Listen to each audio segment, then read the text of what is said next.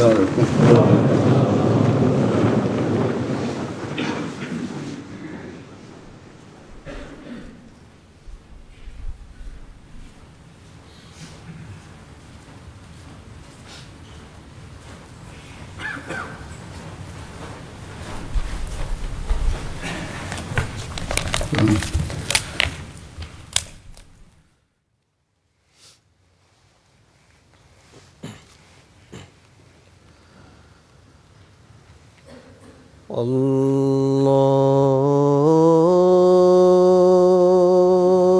أكبر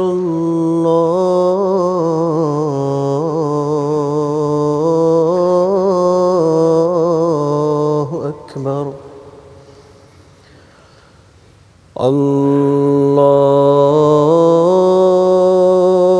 الله أكبر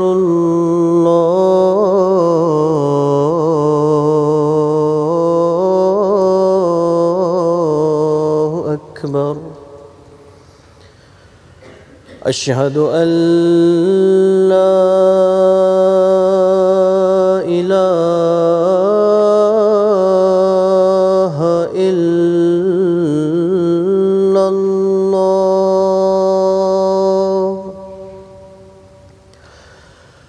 أشهد أن لا إله إلا الله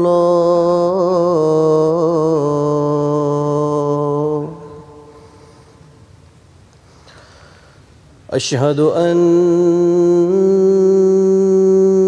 محمدًا رسول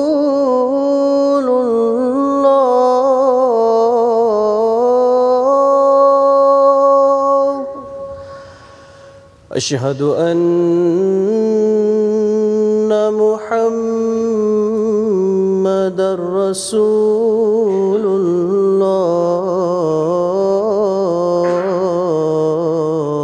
الله حي على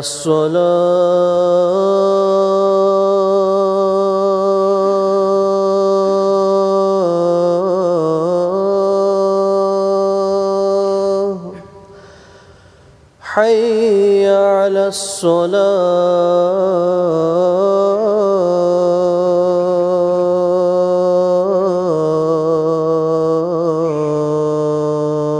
الصلاة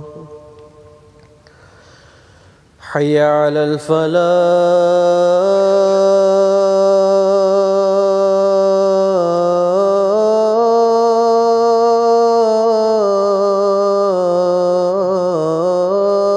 الفلاح حي على الفلاح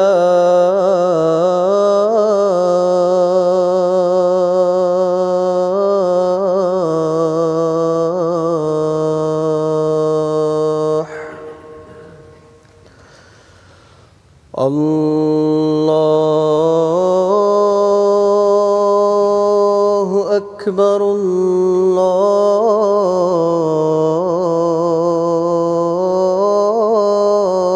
الله أكبر لا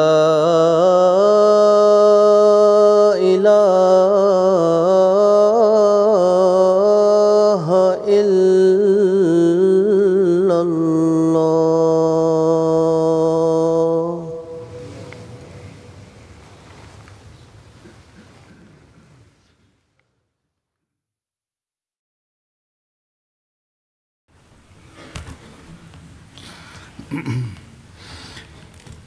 السلام علیکم ورحمۃ اللہ.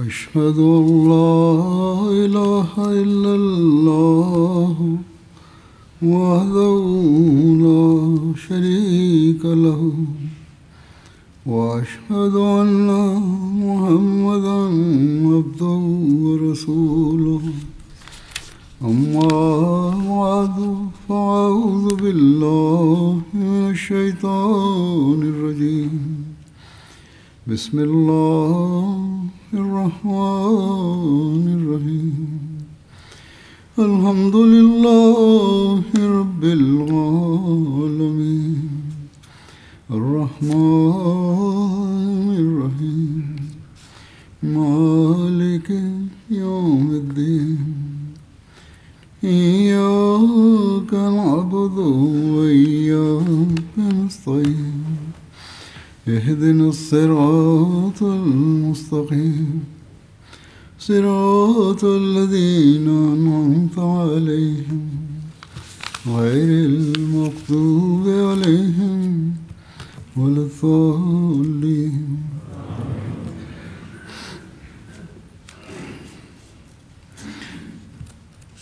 جلسے سے پہلے فتح مکہ کے واقعات کا ذکر ہو رہا تھا. بعض شدید مخالفین اسلام اور ان کے قبول اسلام کا ذکر کیا تھا میں نے. ان میں سے چند ایک اور بھی ہیں. وحشی بن حرب ایک ہے. غزوہ احد میں حضرت حمزہ کو اسی نے شہید کیا تھا اور فتح مکہ کے بعد طائف بھاگ گیا. جب اہل طائف نے اسلام قبول کیا تو یہ بھی آیا اور اسلام قبول کر لیا. بخاری کی روایت میں وحشی کے قبول اسلام کا ذکر اس طرح ہے جو خود اس نے بیان کیا ہے کہ کہتے ہیں میں مکہ میں ٹھہرا رہا یہاں تک کہ جب اس میں اسلام پھیلا پھر میں طائف کی طرف نکل گیا. لوگوں نے رسول اللہ صلی اللہ علیہ وسلم کی طرف ایلچی بھیجے اور مجھے کہا گیا کہ آپ صلی اللہ علیہ وسلم ایلچیوں سے تعارض نہیں کرتے. انہوں نے کہا میں ان کے ساتھ نکلا یہاں تک کہ میں رسول اللہ صلی اللہ علیہ وسلم کے پاس پہنچا. تو آپ نے جب مجھے دیکھا فرمایا کیا تم وحشی ہو؟ میں نے کہا جی ہاں. آپ صلی اللہ علیہ وسلم نے فرمایا تم نے حمزہ کو قتل کیا تھا؟ میں نے کہا بات یہی ہے جو آپ کو پہنچی. آپ صلی اللہ علیہ وسلم نے فرمایا کیا تمہارے لیے ممکن ہے کہ تم اپنا چہرہ مجھ سے چھپا لو؟ کہتے ہیں اس کے بعد میں یہ کہا تو میں نکل گیا وہاں سے چلا گیا. یعنی آپ کا مطلب یہ تھا علیہ وسلم کا کہ مجھے اپنا چہرہ نہ دکھاؤ تاکہ مجھے دوبارہ خیال نہ آ جائے. پھر جب رسول اللہ صلی اللہ علیہ وسلم فوت ہوئے اور مسلمہ کذاب نے بغاوت کی تو کہتے ہیں کہ میں نے کہا کہ میں مسلمہ کی طرف ضرور نکلوں گا تاکہ میں اسے قتل کروں تاکہ اس کے ذریعے حضرت حمزہ کا بدلہ ادا کر سکوں. انہوں نے کہا میں بھی لوگوں کے ساتھ نکلا. پھر اس کا حال ہوا جو ہوا یعنی اس کو قتل کیا گیا. کہتے ہیں کہ میں نے دیکھا کہ ایک شخص دیوار کے ایک شگاف میں کھڑا ہے. ایسا معلوم ہوتا تھا کہ جیسے گندمی رنگ کا اونٹ ہے. سر کے بال پراگندہ ہیں. یہ مسلمہ کذاب تھا وہاں کھڑا جس کو دیکھا انہوں نے. میں نے کہا کہ میں نے اس کو اپنی برچھی ماری اور اسے اس کی چھاتیوں کے درمیان مارا یہاں تک کہ وہ اس کے دونوں کندھوں کے درمیان سے نکل گئی. انہوں نے کہا کہ انصار میں سے ایک شخص ان کی طرف لپکا اور اس کی کھوپڑی پر تلوار کی طرف لگائی. اس طرح وہ قتل کیا گیا. اسی طرح ایک عمر بن ہاشم کی لونڈی سارہ تھی. یہ مغنیہ تھی.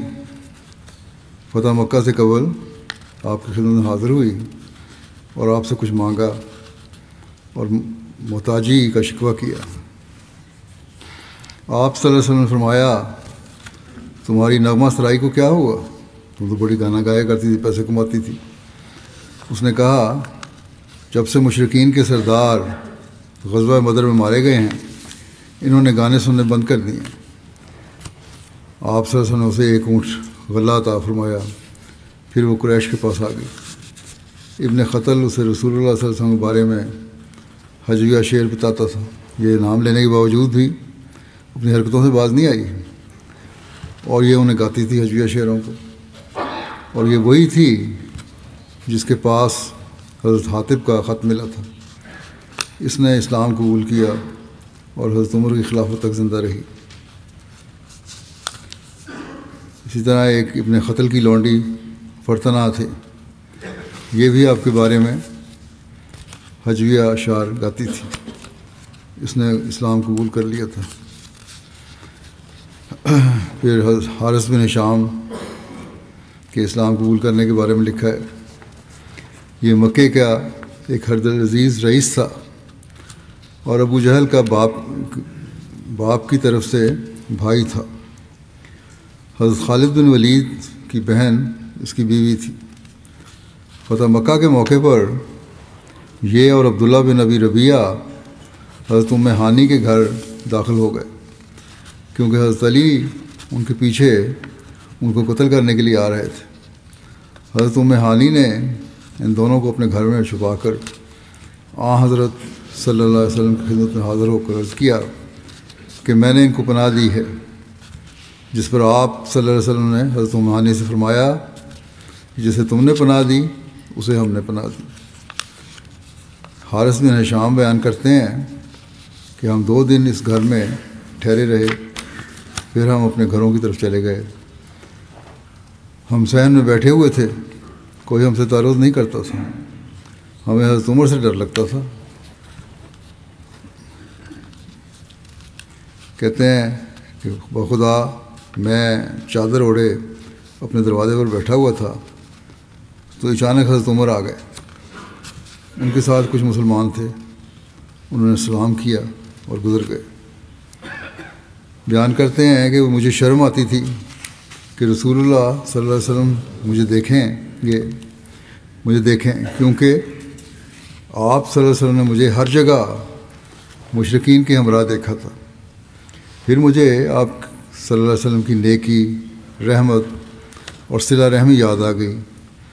میں نے آپ سے ملاقات کی، اس وقت آپ مسجد حرام میں داخل ہو رہے تھے، آپ نے میرے ساتھ خندہ پیشانی سے ملاقات کی، میں نے آپ صلی اللہ علیہ وسلم کو سلام کیا اور کلمہ شہادت پڑھا۔ آپ نے فرمایا ساری تعریفیں اللہ تعالیٰ کی ہیں جس نے تمہیں ہدایت دی ہے، تم جیسا انسان اسلام سے کیسے دور رہ سکتا تھا؟ حارث نے کہا بخدا میں نے دیکھ لیا ہے کہ اسلام سے دور نہیں رہا جا سکتا۔ اسی طرح سہیل بن عمر کا قبول اسلام ہے، یہ بھی مکے کا رئیس تھا اور یہ وہی تھا جو معاہدہ حدیبیہ کرنے کے لیے قریش کی طرف سے بطور نمائندہ آیا تھا۔ سہیل بن عمر بیان کرتے ہیں کہ جب آپ صلی اللہ علیہ وسلم مکے میں داخل ہوئے اور غلبہ پا لیا تو میں اپنے گھر میں داخل ہو گیا، میں نے دروازہ بند کر لیا، میں نے اپنے بیٹے حضرت عبداللہ کو آپ صلی اللہ علیہ وسلم کی خدمت میں بھیجا تاکہ وہ محمد صلی اللہ علیہ وسلم سے میرے لیے پناہ طلب کرے۔ مجھے ڈر تھا کہ کہیں مجھے قتل نہ کر دیا جائے۔ حضرت عبداللہ آپ کی خدمت میں حاضر ہوئے اور کہا یا رسول اللہ صلی اللہ علیہ وسلم، میرے والد آپ سے امان طلب کر رہے ہیں۔ اہلیان مکہ کا تو عام معافی اور امان دی جا چکی تھی، دراصل یہ وہ ائمۃ الکفر تھے اور اتنے شدید مخالف رہ چکے تھے کہ انہیں تسلی نہیں ہوتی تھی اور سوچ ہی نہیں سکتے تھے کہ وہ امان میں رہیں گے، اور اپنی جاہلانہ سوچ کے مطابق ان کو ایک دھڑکا لگا رہتا تھا کہ ان سے انتقام لیا جائے گا، جس کی وجہ سے انہوں نے اپنے بیٹے کو پھر دوبارہ آپ صلی اللہ علیہ وسلم کی خدمت میں بھیجا۔ آپ صلی اللہ علیہ وسلم نے فرمایا ٹھیک ہے، وہ اللہ تعالیٰ کی امان کے ساتھ امن میں ہے، وہ سامنے آئے، یعنی آزادانہ باہر گھوما پھرا کرے۔ رسول اللہ صلی اللہ علیہ وسلم نے اپنے گرد بیٹھے ہوئے صحابہ سے فرمایا تم میں سے جو سہیل سے ملے تو اسے تیز نظروں سے نہ دیکھے، سہیل جیسا صاحب عقل و شرف زیادہ دیر اسلام سے دور نہیں رہ سکتا۔ اس نے دیکھ لیا ہے کہ جس عمر میں وہ تھا وہ اس کے لیے نفع بخش نہیں ہے، یعنی کفر کی حالت جو ہے. حضرت عبداللہ اپنے باپ کے پاس گئے اور اسے رسول اللہ صلی اللہ علیہ وسلم کے فرمان کے بارے میں بتایا. تو سہیل نے کہا بخدا آپ بچپن میں بھی احسان کرنے والے تھے اور اس عمر میں بھی احسان کرنے والے ہیں. حضرت سہیل امن سے آتے جاتے رہے. غزوہ حنین میں آپ کے ساتھ مشرک ہونے کی حالت میں شامل ہوئے تھے. غزوہ حنین میں شامل ہوئے لیکن اسلام نہیں لائے تھے اس وقت. غزوہ حنین سے واپسی پر جعرانہ کے مقام پر اسلام قبول کر لیا، جو مکے سے 27 کلومیٹر کے فاصلے پر بتایا جاتا ہے. طائف کے راستے میں ایک کنواں ہے. اسلام قبول کرنے کے بعد انہیں حیرت انگیز روحانی انقلاب پیدا ہوا. لکھا گیا ہے کہ فتح مکہ پر سرداران قریش میں سے اسلام قبول کرنے والوں میں سے سب سے زیادہ نماز روزے کے پابند اور صدقہ دینے میں سہیل سے بڑھ کر اور کوئی نہ تھا. کثرت سے گریہ بکا کرنے والے تھے. قرآن پڑھتے وقت اکثر رویا کرتے تھے.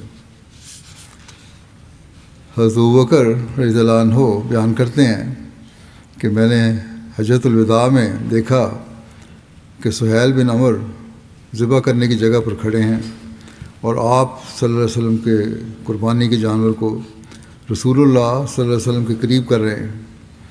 رسول اللہ صلی اللہ علیہ وسلم نے اپنے ہاتھ سے اس کو ذبح کیا، پھر سر موڑنے والے کو بلایا اور اپنے بال منڈوائے.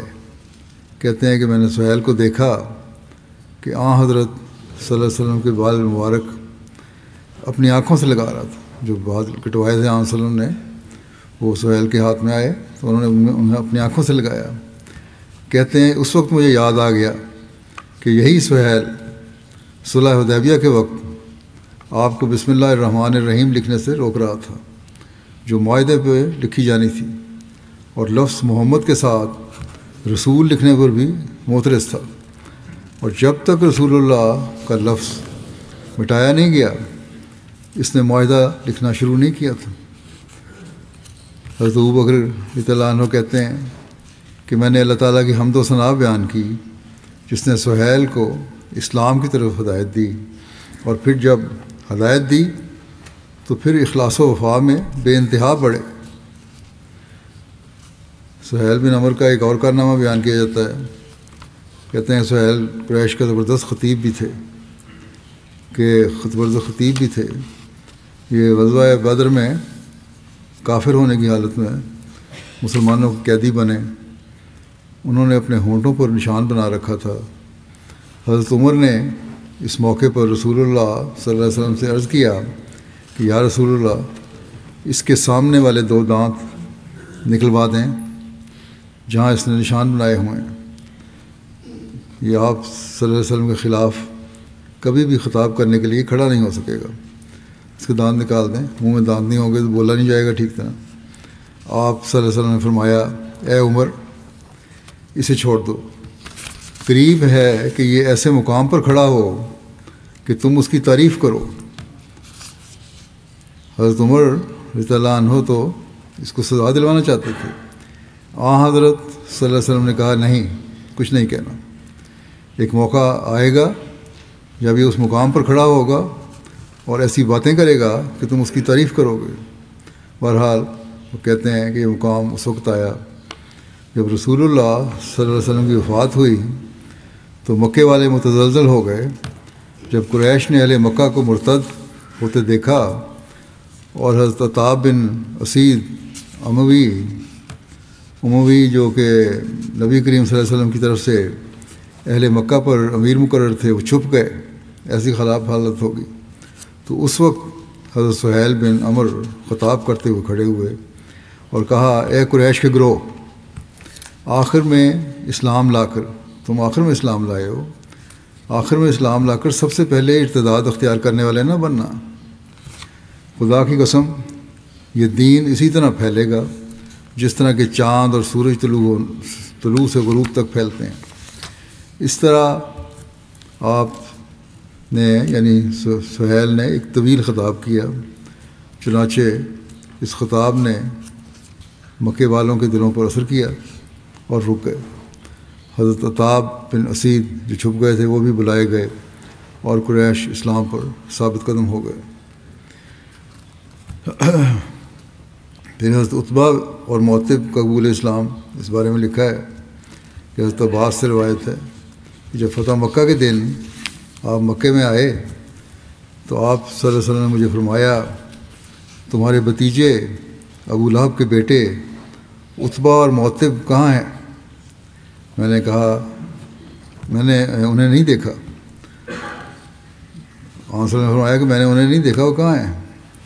حضرت عباس نے کہا وہ دیگر مشرکین کی طرح کنارہ کش ہیں۔ آپ صلی اللہ علیہ وسلم نے فرمایا انہیں میرے پاس لے کر آؤ۔ حضرت عباس سوار ہو کر ارنا گئے جو عرفات کے قریب ایک وادی ہے اور انہیں لے آئے۔ آپ صلی اللہ علیہ وسلم نے انہیں اسلام کی دعوت دی تو انہوں نے اسلام قبول کر لیا اور دونوں نے بیعت کر لی۔ پھر آپ کھڑے ہوئے، ان کے ہاتھ پکڑے اور انہیں ملتزم پر لے گئے جو حجر اسود اور کعبہ کے دروازے کے درمیان بیت اللہ کی دیوار کا حصہ ہے، جس سے لپٹ کر دعا مانگنا مسنون ہے، اور یہ دعا کی قبولیت کا خاص مقام ہے۔ اور کچھ دیر دعا مانگی، پھر واپس تشریف لے آئے۔ خوشی آپ کے چہرے پر دیکھی جا سکتی تھی۔ حضرت عباس نے کہا یا رسول اللہ صلی اللہ علیہ وسلم، اللہ آپ کو خوش رکھے، میں آپ کے چہرے پر خوشی کے اثرات دیکھ رہا ہوں۔ آپ نے فرمایا میں نے اپنے چچا کے ان دو بیٹوں کو اپنے رب سے مانگا تھا تو اس نے مجھے یہ عنایت کر دی۔ پھر صفوان بن امیہ کا قبول اسلام ہے۔ صفوان بن امیہ مکہ کے رئیس امیہ بن خلف کا بیٹا تھا۔ زمانہ جاہلیت میں قریش کے اشراف میں سے تھا اور قریش کے سب سے فصیح البیان لوگوں میں سے ایک تھا اور اسلام کا سخت دشمن تھا۔ یہ مسلمانوں کو مکے میں تکلیف اور اذیت دینے والوں میں سے ایک تھا۔ غزوہ بدر کے بعد اس نے نبی کریم صلی اللہ علیہ وسلم کے قتل کی سازش بھی کی تھی اور عمیر بن وہب کو اس کام کے لیے تیار کیا تھا، ہرچند کہ اس کا نام ان لوگوں میں شامل نہ تھا جن کے قتل کا حکم ہوا تھا، لیکن یہ خود اس خوف اور اندیشے سے مکے سے بھاگ گیا تھا کہ اس کو مار دیا جائے گا۔ یہ بحر احمر کی طرف جدے کی طرف بھاگ گیا۔ عمیر بن وہب جو اس کا دوست تھا اور اسلام قبول کر چکا تھا، یہ وہی عمیر تھا جس کو صفوان نے یہ کہہ کر حضرت صلی اللہ علیہ وسلم کو قتل کرنے کے لیے مدینے بھیجا تھا کہ تم ان کو قتل کر دو تو تمہارے بال بچوں کی کفالت و حضانت میرے سپرد ہو گئی۔ لیکن عمیر جب مدینہ پہنچے تو نبی اکرم صلی اللہ علیہ وسلم کو ان کے سارے منصوبے کا علم ہو گیا اور یہ معجزہ دیکھ کر عمیر اسی وقت اسلام لے آئے۔ اب فتح مکہ کے موقع پر عمیر اپنے دوست صفوان کے اسلام لانے کے آرزومند تھے اور متفکر تھے۔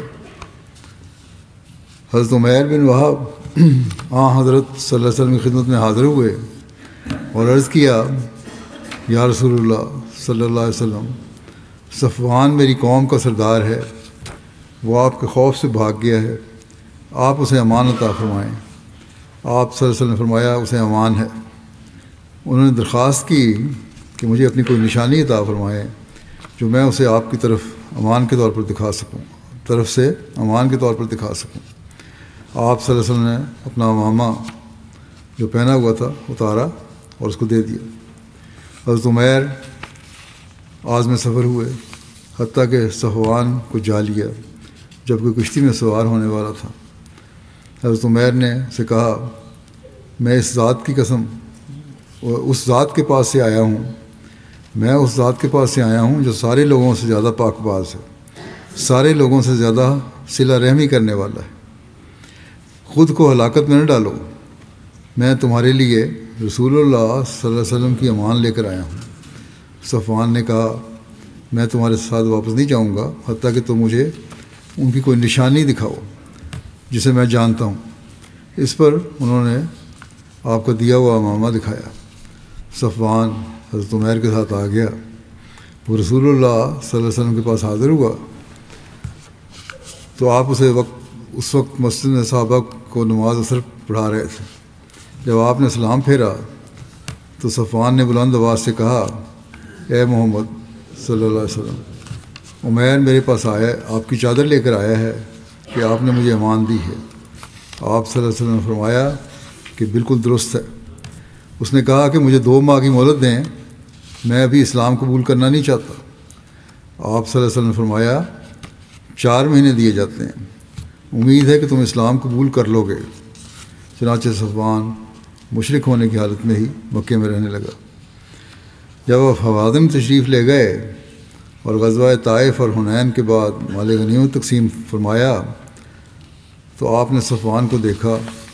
وہ اس گھاٹی کو دیکھ رہے تھے جو بھیڑ بکریوں سے بھری ہوئی تھی. وہ لگاتار انہیں دیکھ رہا تھا. رسول اللہ صلی اللہ علیہ وسلم نے صفوان کو دیکھ رہے تھے کہ وہ گھاٹی کو دیکھ رہا ہے جہاں مال سے بھرا ہوا ہے گھاٹی. آپ صلی اللہ علیہ وسلم نے فرمایا، کیا اس گھاٹی نے تمہیں تعجب میں ڈال دیا ہے؟ اتنا مال اس گھاٹی میں؟ صفوان نے کہا ہاں. آپ صلی اللہ علیہ وسلم نے فرمایا، یہ گھاٹی اور اس میں جو کچھ ہے سب کچھ تمہارا ہے، لے جاؤ اسے.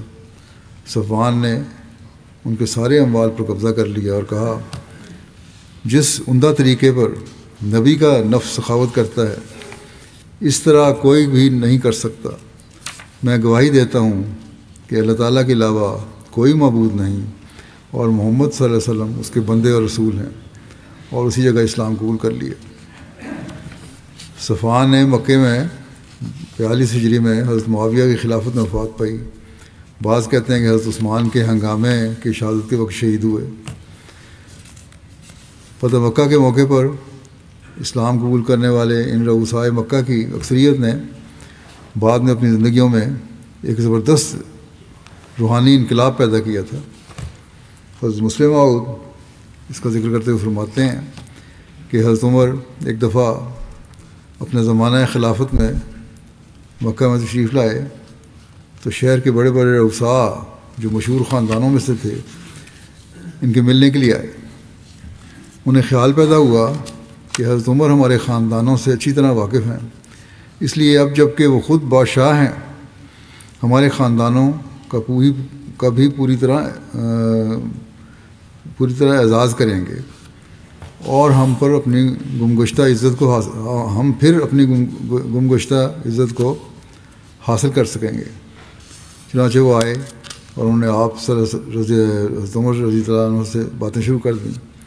ابھی وہ باتیں کر ہی رہے تھے کہ حضرت عمر کی مجلس میں حضرت بلال آ گئے.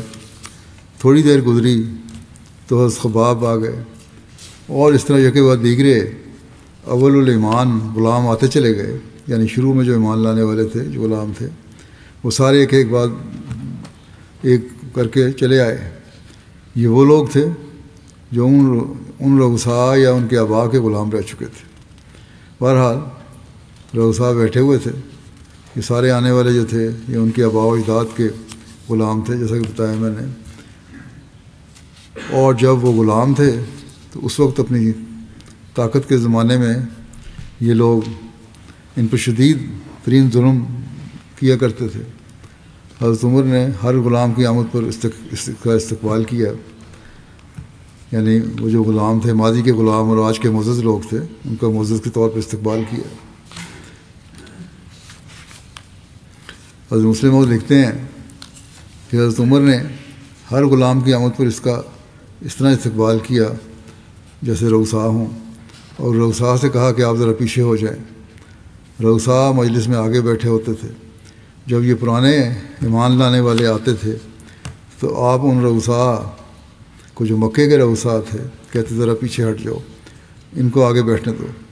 حتیٰ کہ وہ نوجوان رؤساء جو حضرت عمر سے ملنے آئے تھے وہ ہٹتے ہٹتے دروازے تک پہنچ گئے. اس زمانے میں کوئی بڑے بڑے ہال تو ہوتے نہیں تھے، ایک چھوٹا سا کمرہ ہوگا، اور چونکہ وہ سب اس میں سما نہیں سکتے تھے اس لیے پیچھے ہٹتے ہٹتے رؤساء کو جوتیوں میں بیٹھنا پڑا. جب مکے کے وہ رؤساء جوتیوں میں جا پہنچے اور انہوں نے اپنی آنکھوں سے دیکھا کہ کس طرح ایک کے بعد ایک مسلمان غلام آیا اور اس کو آگے بٹھانے کے لیے ان لوگوں کو یا رؤسا کو پیچھے ہٹنے کا حکم دیا گیا تو ان کے دل کو سخت چوٹ لگی۔ حضرت مسلم موعود لکھتے ہیں کہ خدا تعالیٰ نے بھی اس وقت کچھ ایسے سامان پیدا کر دیے کہ یکے بعد دیگرے کئی ایسے مسلمان آ گئے جو کسی زمانے میں کفار کے غلام رہ چکے تھے۔ اگر ایک بار ہی وہ رؤسا پیچھے ہٹتے تو ان کو احساس بھی نہ ہوتا، مگر چونکہ بار بار ان کو پیچھے ہٹنا پڑا اس لیے وہ اس بات کو برداشت نہ کر سکے اور اٹھ کر باہر چلے گئے۔ باہر نکل کر وہ ایک دوسرے سے شکایت کرنے لگے کہ دیکھو آج ہماری کیسی ذلت اور رسوائی ہوئی ہے، ایک ایک غلام کے آنے پر ہم کو پیچھے ہٹایا گیا، یہاں تک کہ ہم جوتیوں میں جا پہنچے۔ اس پر ان میں سے ایک نوجوان بولا، اس میں کس کا قصور ہے، عمر کا ہے یا ہمارے باپ دادا کا؟ اگر تم سوچو تو معلوم ہوگا کہ اس میں حضرت عمر کا تو کوئی قصور نہیں، یہ ہمارے باپ دادا کا قصور تھا جس کی آج ہمیں سزا ملی، کیونکہ خدا نے جب اپنا رسول مبعوث فرمایا تو ہمارے باپ دادا نے مخالفت کی، مگر ان غلاموں نے اس کو قبول کیا اور ہر قسم کی تکلیف کو خوشی سے برداشت کیا۔ اس لیے آج اگر ہمیں مجلس میں ذلیل ہونا پڑا ہے تو اس میں عمر کا کوئی قصور نہیں، ہمارا اپنا قصور ہے۔ اس کی یہ بات سن کر دوسرے کہنے لگے کہ ہم نے یہ تو مان لیا کہ ہمارے باپ دادا کا قصور کا نتیجہ ہے، مگر کیا اس ذلت کے داغ کو دور کرنے کا کوئی ذریعہ بھی ہے یا کوئی نہیں؟ اس پر سب نے آپس میں مشورہ کیا کہ ہماری سمجھ میں تو کوئی بات نہیں آتی، چلو حضرت عمر سے ہی پوچھ لیتے ہیں کہ اس کا کیا علاج ہے۔ چنانچہ وہ حضرت عمر کے پاس آئے اور کہنے لگے کہ آج جو کچھ ہمارے ساتھ ہوا ہے اس کو آپ بھی خوب جانتے ہیں اور ہم بھی خوب جانتے ہیں۔ حضرت عمر فرمانے لگے کہ معاف کرنا، میں مجبور تھا، کیونکہ یہ وہ لوگ تھے جو رسول کریم صلی اللہ علیہ وسلم کی مجلس میں معزز تھے۔ شاید تمہارے غلام ہوں گے لیکن حضرت صلی اللہ علیہ وسلم کی مجلس میں یہ لوگ معزز تھے، اس لیے میرا بھی فرض تھا کہ میں ان کی عزت کرتا۔ انہوں نے کہا ہم جانتے ہیں یہ ہمارے ہی قصور کا نتیجہ ہے، لیکن آیا اس آر کو مٹانے کے بھی کوئی ذریعہ ہے؟ حضرت صلی اللہ فرماتے ہیں کہ ہم لوگ تو اس کا اندازہ نہیں کر سکتے، اس زمانے میں آج کل جو ہم بیٹھے ہیں یہاں، آج کل اس کا اندازہ لگانا بہت مشکل ہے کہ وہ لوگ جو مکے کے رؤسا تھے انہیں مکے میں کس قدر اثر و رسوخ حاصل تھا، لیکن حضرت عمر ان کے خاندانی حالات کو بخوبی جانتے تھے۔ آپ مکے میں پیدا ہوئے تھے اور مکے میں بڑے ہوئے تھے، اس لیے حضرت عمر جانتے تھے کہ ان نوجوانوں کے باپ دادا کس قدر عزت رکھتے تھے۔ حضرت عمر جانتے تھے کہ کوئی شخص ان کے سامنے آنکھ اٹھانے کی بھی ضرورت نہیں کر سکتا تھا۔ آپ جانتے تھے کہ انہیں کس قدر رعب اور دبدبہ حاصل تھا۔ جب انہوں نے یہ بات کہی تو حضرت عمر کے سامنے ایک ایک کر کے یہ تمام واقعات آ گئے اور آپ پر رکت طاری ہو گئی۔ اس وقت آپ غلبہ رکت کی وجہ سے بول بھی نہ سکے، صرف آپ نے ہاتھ اٹھایا اور شمال کی طرف انگلی سے اشارہ کیا، جس کا یہ مطلب تھا کہ شمال میں یعنی شام میں بعض اسلامی جنگیں ہو رہی ہیں، اگر تم ان جنگوں میں شامل ہو جاؤ تو ممکن ہے کہ اس کا کفارہ ہو جائے۔ چنانچہ وہ وہاں سے اٹھے اور جلد ہی ان جنگوں میں شامل ہونے کے لیے چل پڑے۔ تاریخ بتاتی ہے کہ وہ رئیس زادے جتنے تھے ان میں سے ایک شخص بھی زندہ واپس نہیں آیا، سب اسی جگہ شہید ہو گئے، اور اس طرح انہوں نے اپنے خاندانوں کے نام پر سے داغ ذلت کو مٹا دیا۔ بیان کیا جاتا ہے کہ جنگ یرموک میں ان رؤسا نے قابل تعریف جرأت اور جان فشانی کا مظاہرہ کیا۔ چنانچہ حضرت مسلم موعود نے بیان فرمایا ہے کہ جب جنگ ختم ہوئی تو مسلمانوں نے خاص طور پر اکرمہ اور ان کے ساتھیوں کو تلاش کیا تو کیا دیکھا کہ ان آدمیوں میں سے 12 شدید زخمی ہیں، ان میں سے ایک اکرمہ بھی تھے۔ ایک مسلمان سپاہی ان کے پاس آیا اور اکرمہ سے کی حالت دیکھی، بڑی خراب تھی۔ اس نے کہا اے اکرمہ، میرے پاس پانی کی چھاگل ہے، تم کچھ پانی پی لو۔ اکرمہ نے منہ پھیر کر دیکھا تو پاس ہی حضرت عباس کے بیٹے حضرت فضل زخمی حالت میں پڑے ہوئے تھے۔ اکرمہ نے اس مسلمان سے کہا کہ میری غیرت یہ برداشت نہیں کر سکتی کہ جن لوگوں نے رسول اللہ صلی اللہ علیہ وسلم کی اس وقت مدد کی جب میں آپ کا شدید مخالف تھا، وہ اور ان کی اولاد تو پیاس کی وجہ سے مر جائے اور میں پانی پی کر زندہ رہوں۔ ایک دوسرے کی خاطر قربانی کا ایک نیا جذبہ پیدا ہوا تھا ان میں، اس لیے پہلے انہیں یعنی حضرت فضل بن عباس کو پانی پلا لو، اگر کچھ بچ جائے تو پھر میرے پاس لے آنا۔ وہ مسلمان حضرت فضل کے پاس گیا، انہوں نے اگلے زخمی کی طرف اشارہ کیا اور کہا کہ پہلے اسے پانی پلاؤ، وہ مجھ سے زیادہ مستحق ہے۔ وہ اس زخمی کے پاس گیا تو اس نے اگلے زخمی کی طرف اشارہ کر کے کہا کہ وہ مجھ سے زیادہ مستحق ہے، پہلے اسے پانی پلاؤ۔ اس طرح وہ جس سپاہی کے پاس جاتا وہ اسے دوسرے کے پاس بھیج دیتا اور کوئی نہ پیتا۔ جب وہ آخری زخمی کے پاس پہنچا تو وہ فوت ہو چکا تھا۔ وہ واپس دوسرے کی طرف آیا یہاں تک کہ اکرمہ تک پہنچا، مگر وہ سب فوت ہو چکے تھے۔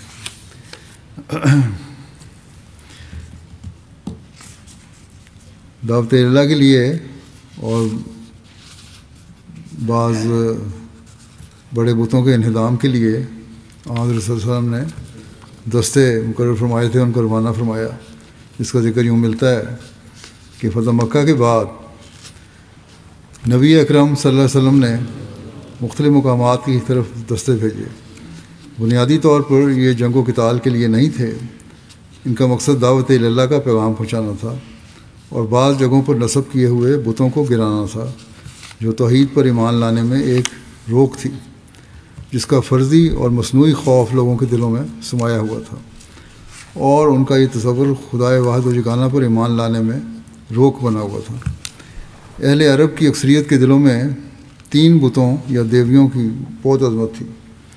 ان کے نام یہ ہیں لات، منات اور عزا۔ لات یہ دیوی طائف میں تھی، تمام عرب میں اس کی عظمت اور توقیر تھی، لوگ اس کا نام لے کر قسم کھایا کرتے تھے اور اس پر چڑھایا کرتے تھے۔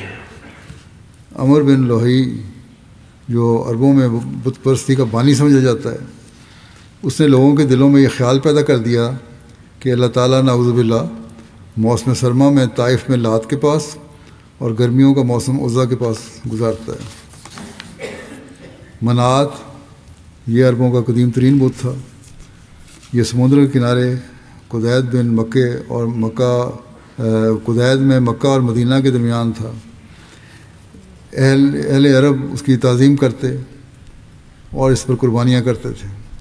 اوس اور خزرج کے خاص طور پر اس کی اس قدر تعظیم کرتے تھے کہ وہ منات کے نام پر احرام باندھتے تھے۔ اس کی عظمت و تعظیم کے پیش نظر صفا اور مروہ کے درمیان صحیح بھی نہیں کرتے تھے۔ جب حج کرتے تو اپنے سروں کو نہ منڈواتے بلکہ واپسی پر منات کے پاس آتے اور یہاں سر منڈواتے، قیام کرتے اور اس کے بغیر اپنا حج مکمل نہ سمجھتے تھے۔ عزا یہ قریش کا سب سے بڑا بت تھا جو نخلا کے قریب نصب تھا۔ انہوں نے اس کے لیے ایک قربان گاہ بھی بنائی ہوئی تھی جس میں وہ اپنی قربانیاں کرتے تھے۔ اس کے نام پر اپنے لوگوں کے نام رکھتے اور اس کی قسم کھایا کرتے تھے۔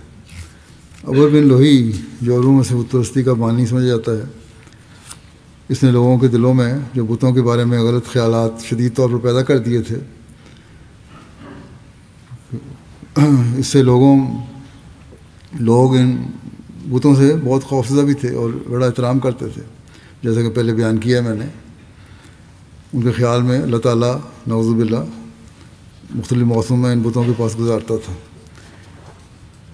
بہرحال اس طرح کے تصورات نے عزا دیوی کی عظمت اس قدر لوگوں میں پیدا کر دی کہ جس طرح کعبہ کی طرف ہدیے اور نذرانے لائے جاتے تھے، اسی طرح وہ عزا کی طرف لے جانے لگے۔ یہ وہی بت ہے کہ جنگ احد کے موقع پر ابو سفیان نے فتح کی خوشی میں اس کا نام لیتے ہوئے کہا تھا، انا لنا العزا ولا عزا لکم، کہ ہمارے لیے عزا ہے اور تمہارا کوئی عزا نہیں ہے۔ یوں تو عموماً اہل عرب ان تینوں بتوں کی تعظیم کرتے تھے۔ البتہ عزا قریش کے لیے مخصوص تھا، لات بنو ثقیف اور منات اوس و خزرج کے لیے خاص تھا۔ اہل عرب کے تصور کے مطابق یہ تینوں مؤنث تھے، یعنی دیویاں تھیں۔ قرآن کریم نے ان تینوں کا ذکر کرتے ہوئے فرمایا ہے افرأیتم اللات والعزی ومناۃ الثالثۃ الاخری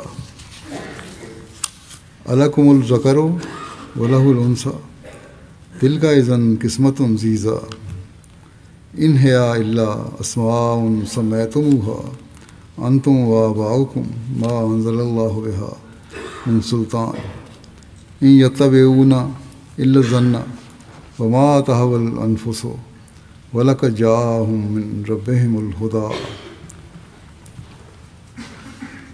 تم بھی ذرا لات اور عزیٰ کا حال سناؤ، کیا ان کی بھی یہی شان ہے؟ اور تیسرے منات کا بھی جو ان کے علاوہ ہے، کیا تمہارے لیے تو بیٹے ہیں اور خدا کے لیے لڑکیاں؟ یہ تو نہایت ہی ناقص تقسیم ہے۔ یہ تو کچھ نام ہیں جو تم نے اور تمہارے باپ دادا نے رکھ دیے ہیں، ورنہ ان میں حقیقت کچھ بھی نہیں ہے۔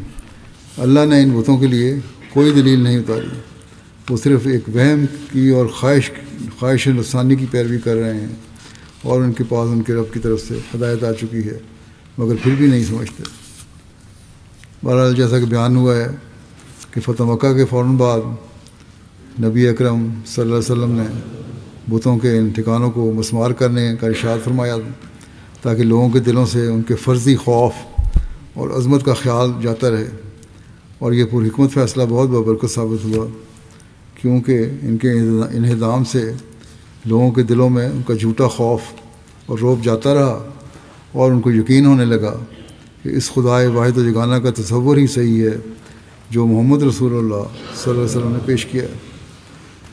ان کو کس طرح گرایا گیا، بتوں کو کس طرح یہ جگہیں مسمار کی گئیں، یہ آگے، اور اس کا پھر رد عمل کیا ہوا، اس دعا میں کوئی مخالفت ہوئی کہ نہیں، یہ کچھ تھوڑے سے واقعات جو ہیں انشاءاللہ آئندہ بیان کروں گا۔ نماز کے بعد میں 2 جنازہ غائب بھی پڑھاؤں گا، جن میں سے ایک ہیں مکرم چودھری عبدالغفور صاحب ابن چودھری غلام قادر صاحب، جام شورو حیدرآباد کے ہیں۔ گزشتہ دنوں 92 سال کی عمر میں ان کی وفات ہوئی ہے، انا للہ و انا الیہ راجعون۔ ذمہ دار خاندان سے ان کا تعلق تھا، جو بوڑھا کوٹ سے 1900 کے اوائل میں کوٹ احمدیہ شفٹ ہوئے۔ آپ کے والد سلسلے اور خلافت سے محبت کے باعث آپ کے باعث آپ کو اعلیٰ دینی اور دنیاوی تعلیم کے لیے 1942 میں قادیان بھجوایا، جہاں چودھری صاحب نے اپنی ہجرت پاکستان تک تعلیم حاصل کی، اور وہاں بزرگان اور صحابہ کی نیک صحبت سے فیض یاب ہوئے۔ اس کے یہاں آنے کے بعد پھر بقیہ تعلیم چودھری غفور صاحب نے چنیوٹ اور ربا میں حاصل کی، پھر بعد میں کراچی سے میکینیکل انجینئرنگ کی ڈگری حاصل کی، اور 1993 میں ریٹائرمنٹ کی ہوئی ان کی۔ اس کے بعد میں زندگی وقف کی۔ یوگنڈا میں 2 سال تک ایک پروجیکٹ پہ خدمت کی توفیق پائی۔ احمدیت کے بڑے دلیر سپوت تھے، خدمت خلق کرنے والے، بہت وسیع القلب تھے، بلا امتیاز سب کی مالی ضروریات کو پورا کرنے کے لیے کوشاں رہتے، مالی قربانی میں پیش رہتے۔ قائد علاقہ رہے ہیں، انصار اللہ میں بھی نمایاں خدمات انجام دیتے رہے، لمبا عرصہ تک سیکرٹری امورامہ حیدرآباد بھی رہے۔ امیر ضلع نواب شاہ اور نوشیر و فیروز ان کو خصوصی مسیح رابطہ نے مقرر فرمایا تھا، جس کی ذمہ داری آپ نے بڑی محنت سے ادا کی۔ مرحوم موسی تھے۔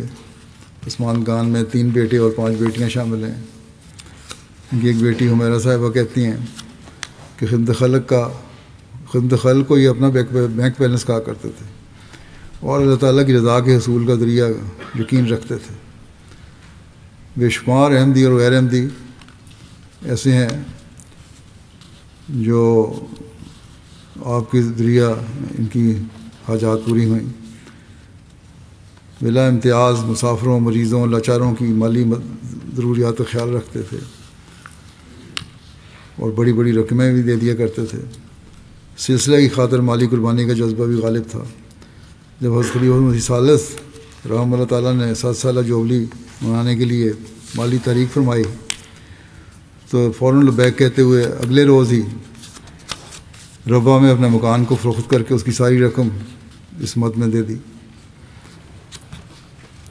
حضرت خلیفہ مسیح ثالث نے 1966 میں جو سندھ کا دورہ کیا خلافت کے بعد، تو ان کے حیدرآباد میں ان کے گھر بھی گئے کوٹ احمدیہ میں۔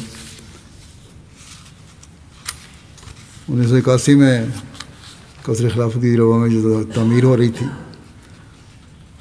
اور اس وقت ان کو حکومت کی طرف سے افریقہ کسی پروجیکٹ کے لیے بھیجا جا رہا تھا، اور بڑا اچھا موقع تھا وہ ان کے لیے۔ جب یہ حضرت خلیفۃ مسیح ثالث کی خدمت میں حاضر ہوئے مشورے کے لیے، تو انہوں نے کہا کہ وہاں نہیں جانا، اس کو چھوڑو، میرے یہاں قصر خلافت یہ بن رہا ہے، اس کی چھتیں وغیرہ پڑ رہی ہیں، اس کی نگرانی کرو۔ چنانچہ اگلے روز ہی انہوں نے کام سنبھال لیا اور وہیں رہے، لیکن اللہ تعالیٰ نے بھی ان کو نوازا۔ اس کے بعد جب وہ واپس گئے وہاں اس چھٹی کی رخصت کو پورا کر کے، تو گورنمنٹ کی طرف سے وہی کانٹریکٹ ان کو دوبارہ مل گیا، اور کہتے تھے کہ یہ محض خلافت کی برکت سے ہوا ہے۔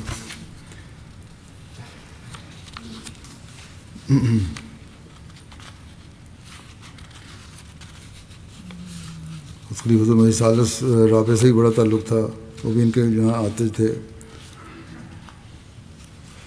گھر میں بھی رہے۔ اسی طرح جب میں وہاں تھا پاکستان میں، مجھے بھی ان کے گھر جانے کا موقع ملا اور ان کے گھر ٹھہرنے کا بھی موقع ملا۔ بڑے مہمان نوازی کرنے والے تھے، بلکہ ایک دفعہ تو مجھے رات کے وقت سفر کرنا پڑا، سندھ میں حالات ٹھیک بھی نہیں تھے، تو انہوں نے کہا تمہیں میں لے کے جاؤں گا۔ رات کو بارش بھی ہو رہی تھی، طوفانی بارش تھی، سڑکیں پانی میں ڈوبی ہوئی تھیں، لیکن بہرحال یہ لے گئے۔ ہم رات کو پہنچے جہاں میں نے پہنچنا تھا منزل پہ۔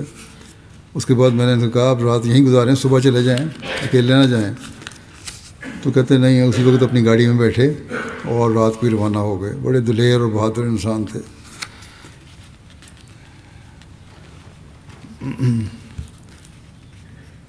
سیران راہ مولا کے لیے بھی آپ کی خدمات قابل قدر ہیں۔ جیلوں میں جا کے انتظامیہ سے رابطہ کر کے ان کے لیے سہولیات کا انتظام کیا کرتے تھے۔ انسانیت کی خدمت کا جذبہ کوٹ کوٹ کر میں بھرا ہوا تھا۔ عزیز رشتہ داروں کا خیال رکھتے، غریبوں محتاجوں کی بیٹی کہتی ہیں بڑی خدمت کرتے، نظام خلافت سے گہری محبت رکھتے تھے۔ ہر آواز پر خلیفہ کی لبیک کہنے والے تھے، اور ان کی روزانہ کی گفتگو کا حصہ ہی خلافت ہوتی تھی۔ ان کے غیر احمدی جو ملنے والے ہیں وہ بھی ان کی نیکیوں کا بہت ذکر کرتے ہیں۔ ان پہ بھی اچھا اثر، نیک اثر چھوڑا ہوا تھا انہوں نے۔ حلقہ احباب ان کا بہت وسیع تھا، اور ہر جگہ ایک احمدی کی حیثیت سے پہچانے جاتے تھے۔ گورنمنٹ کے افسران، سندھ کے سیاسی خاندان جتنے تھے بڑے بڑے، ان سے اچھے تعلقات تھے ان کے، اور ان کو اکثر وہ جماعت کا چھپا ہوا قرآن کریم پیش کیا کرتے تھے، اور کھل کر جماعت کا تعارف کراتے، بلکہ وہ ممکن ہوتا تو ان کو ربوہ بھی لے کر آتے۔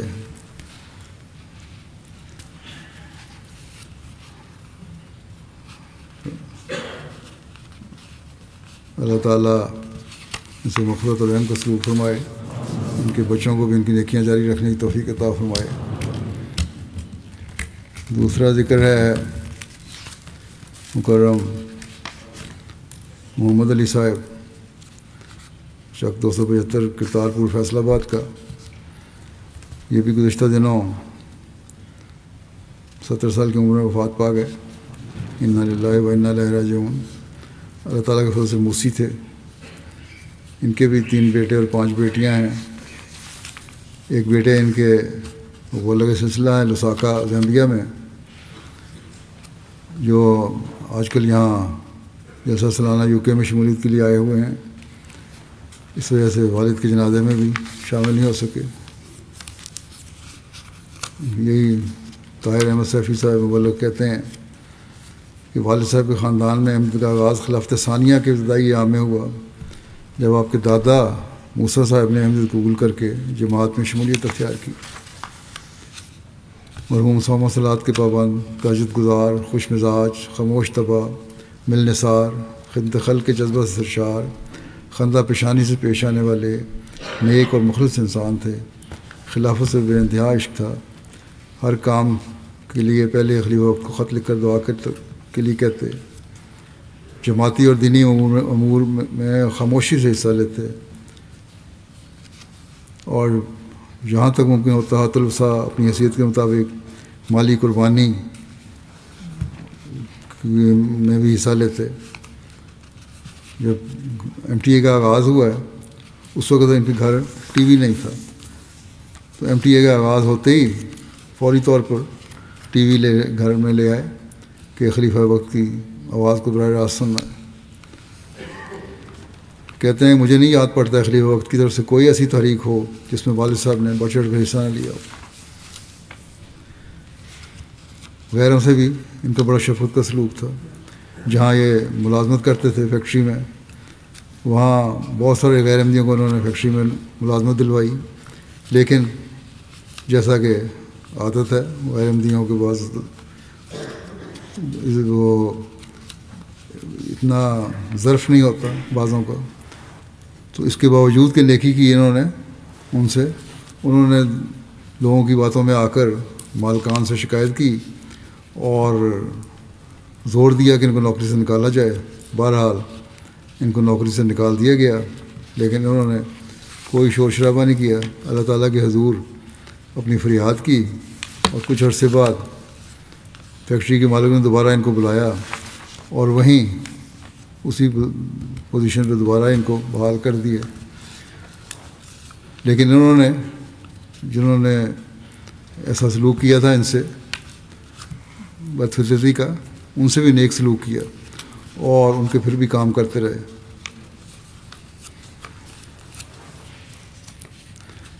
ان کے حسن سلوک کی وجہ سے ہی کہتے ہیں تبلیغ سے زیادہ ان کا حسن سلوک تھا، جس کی وجہ سے فیصل آباد شہر کے 8 افراد نے احمدیت قبول کی۔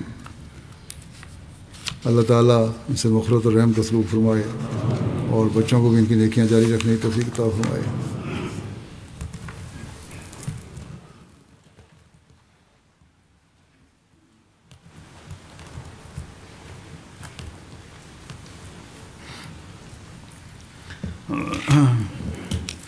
الحمد لله